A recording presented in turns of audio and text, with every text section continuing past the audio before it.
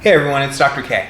So a lot of people usually come in to see me when they're in pain, and it's usually because they've developed some sort of mobility issue because they're lacking functional mobility, which basically means they can't move their shoulder or their hip or their knee or their neck or back, and so it's interrupting their day-to-day routines. You know, pain is a factor of that, range of motion is a factor into that, and my job is to figure out why are they in pain and get to the root cause of the problem for their personal musculoskeletal story, and get them back to the activities that they want to do, the things that they love doing.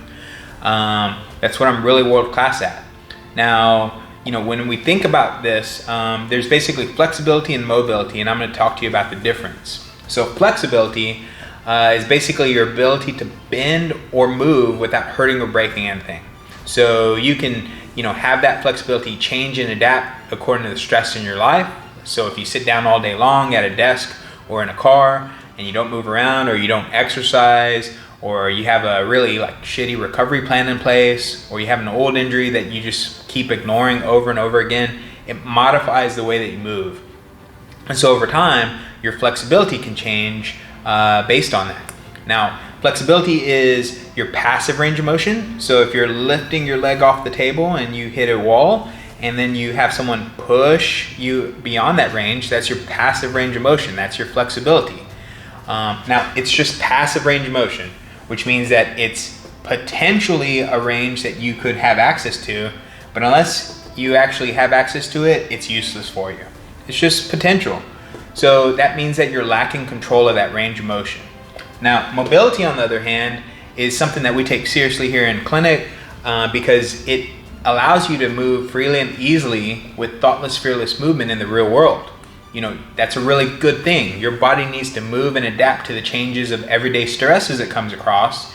In order for it to do that, you need the freedom of movement, the ability to move freely and easily between situations, to have control over that. And that's the big difference, because mobility means that you basically are taking that passive range and you're making it active.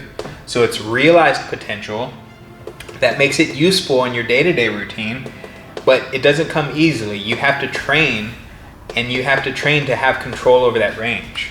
So if I'm thinking about muscle force production and contraction and ranges of motion, most people, they realize that mid-range is where force production happens. But what we're talking about is really kind of capturing that in range, that bell curve. We're capturing the potential that's on the outside of that and making it our own. And so this decreases the chance of you running into an unknown situation that you can't handle, because again, we're making that passive range, we're making it active, we're allowing you to have control over that. And so that makes you more resilient and harder to break in the real world. So in real world context, like if you're working in a warehouse like I did during my 20s, or you're in the gym, mobility equates function. That's because it gives us the ability to capture more of that range of motion, and we have control over it, which makes it active and usable for our movement patterns. So if you're trying to accomplish a task, like lifting a box, or you're squatting, or you're pushing a pallet, or you're running, or playing with your kids, or you're deadlifting, those things require different movement patterns to perform that motion over and over again, even though it may look and feel the same. But the reality is, you're firing on different motor patterns to create that task, okay? Now, what ends up happening is, if we have good mobility in place with active realized potential, that means that we increase the likelihood to access different movement patterns when we need to, or if we're put into unexpected situations. Your body and your central nervous system doesn't freak out saying, I don't know what to do here.